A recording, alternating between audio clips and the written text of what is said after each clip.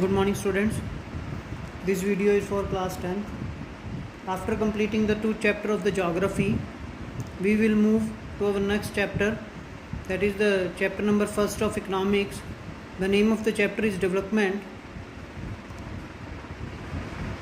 In this chapter we will talk about how development take place in any country. If we talk about the simple word development, what is the means by development? Development का मतलब होता है विकास. Any country, it is developed, underdeveloped or a developing country, it is based on its development, how development should take place in a country. So the definition of the development is the process in which something grows, become more mature and advanced. जब किसी भी country की development होती है तो दिनों दिन development बढ़ती जाती है, धीरे धीरे वो मैच्योर हो जाता है कंट्री और धीरे धीरे वो एडवांसमेंट में आ जाता है, एक डेवलप कंट्री बन जाता है. तो उसे भी हम किसी भी कंट्री की डेवलपमेंट बोलेंगे. डेवलपमेंट किसी भी तरह की हो सकती है कंट्री की. एक कंट्री धीरे धीरे डेवलपमेंट करता जाता है, अपने रिसोर्सेज को यूज़ करता रहता है और धीरे धीरे डेवलपमेंट जो है वो करता रहता है. That is called the development of an country. Development के कुछ प्रिंसिपल्स होते हैं. Now we talk about the principles of the development goals. की प्रिंसिपल्स कौन से हैं. इस चैप्टर को हम टोटल 4 टॉपिक्स में कवर करेंगे. पहले मैंने आपको डेवलपमेंट के बारे में इंट्रोडक्शन दे दिया है. नेक्स्ट टॉपिक है आपका principle of development goals. Third one topic is the we will talk about the some important terms that is used in this chapter.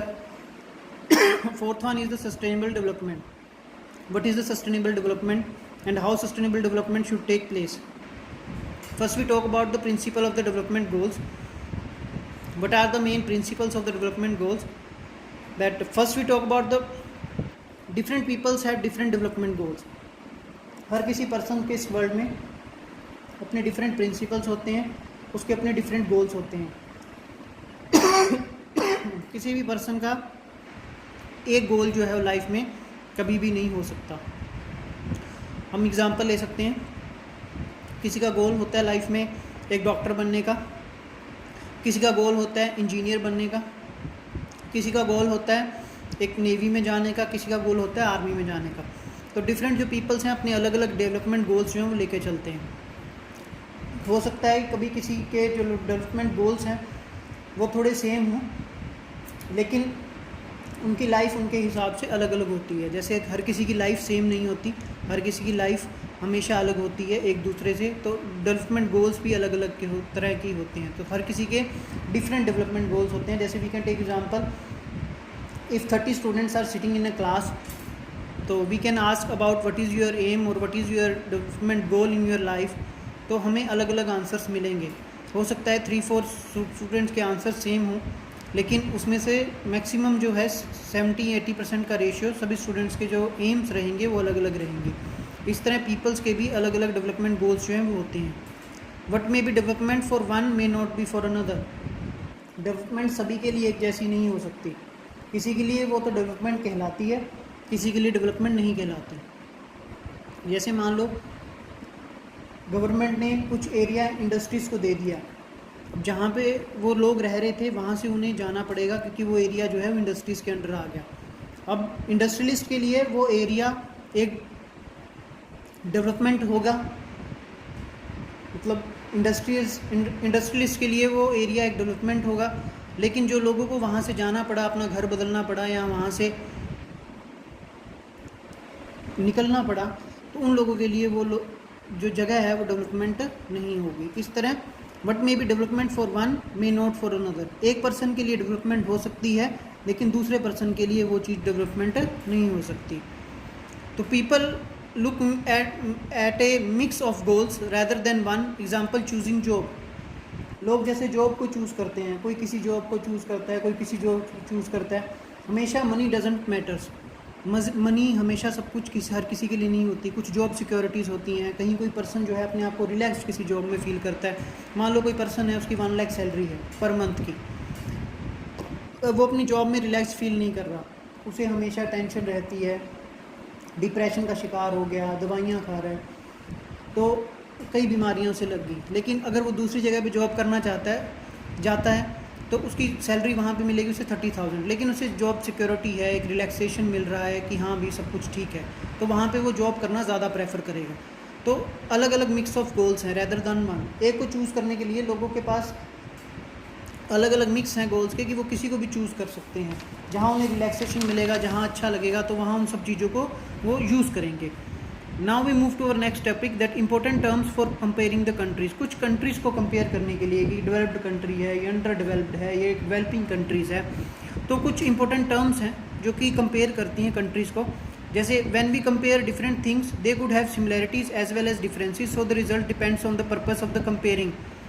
तो अगर हम किसी डिफरेंट थिंग्स को कंपेयर कर रहे हैं एक दूसरे से, मान लो हम एक पर्सन को दूसरे पर्सन से कंपेयर कर रहे हैं, तो हमें हो सकता है कुछ सिमिलैरिटीज़ मिलें लेकिन डिफरेंसेस ज़्यादा मिलेंगे दोनों में, दोनों की सोच में डिफरेंसेस होंगे। कोई पर्सन कहेगा ये बात अच्छी है, दूसरा कहेगा ये बात अच्छी नहीं है। तो हमें ये होना चाहिए कि हम किस पर्पस से पर्सनस को आपस में कंपेयर कर रहे हैं, या थिंग्स को कंपेयर कर रहे हैं, या कंट्रीज़ को लेके कंपेयर कर रहे हैं।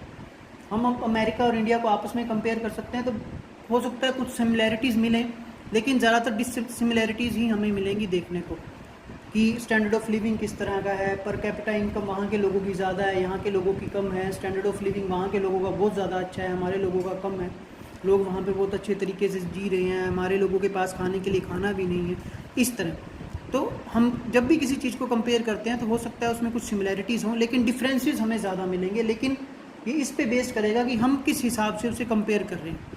जैसे we getting example for comparing countries their income is considered to be the most important attribute। अगर हमें कंट्रीज़ को आपस में कंपेयर करना है तो इनकम के हिसाब से जो है कंपेयर करते हैं। जिस कंट्री की जो पर कैपिटा इनकम है वो ज़्यादा होगी तो वो कंट्री अपने आप में प्रोग्रेसिव होगा, वहाँ के लोग खुश होंगे, वहाँ के लोगों का स्टैंडर्ड ऑफ लिविंग अच्छा होगा। तो जहाँ पे पर कैपिटा इनकम बहुत कम है वहाँ के लोगों को खाने के लिए खाना भी नहीं मिलेगा, इस तरह का सिस्टम है। तो first we talk about the national income. कुछ टर्म्स हैं जो इस चैप्टर में यूज़ की गई हैं, तो हम वन बाय वन उन्हें समझा रहे हैं। जैसे first we talk about the national income, the sum of income for all the citizens of a country.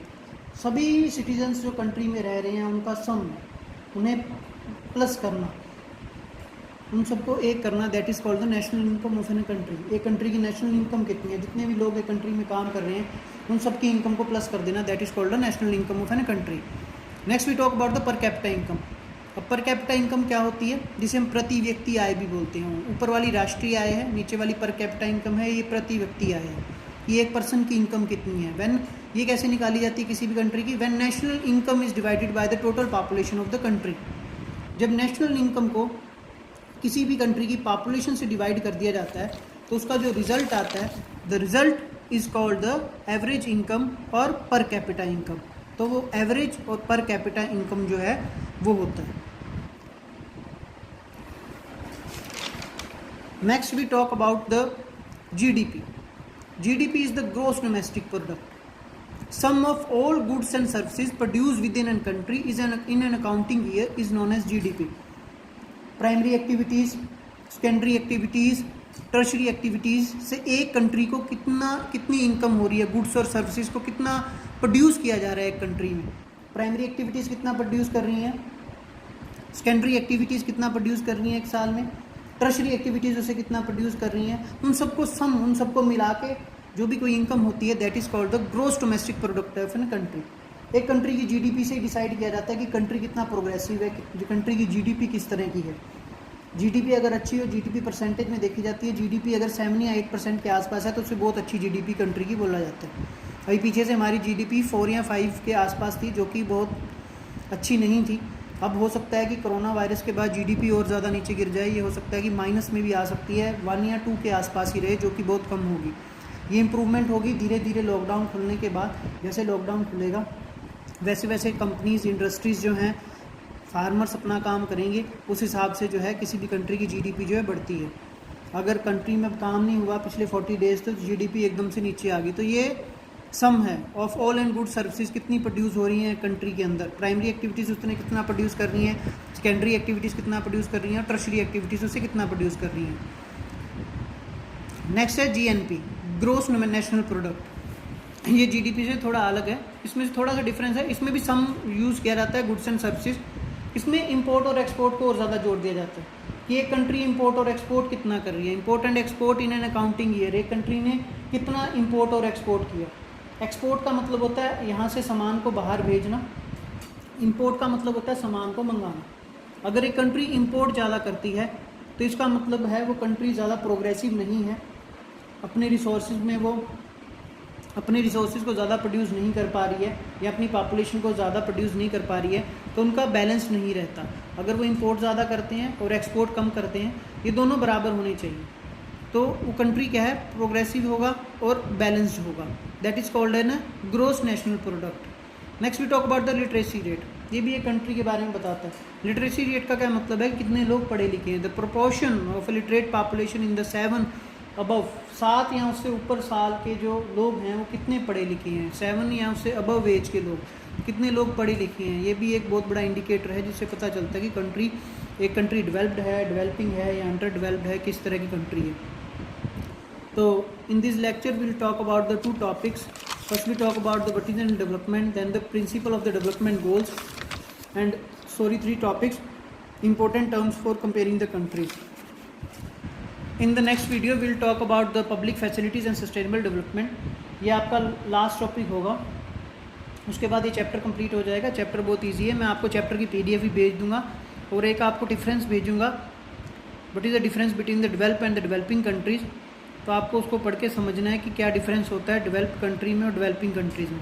Video से कोई भी क्वेरीज हो तो आप मैसेज जो है वो ग्रुप्स में सेंड कर सकते हैं। Hope you like the video. Thanks and have a nice day.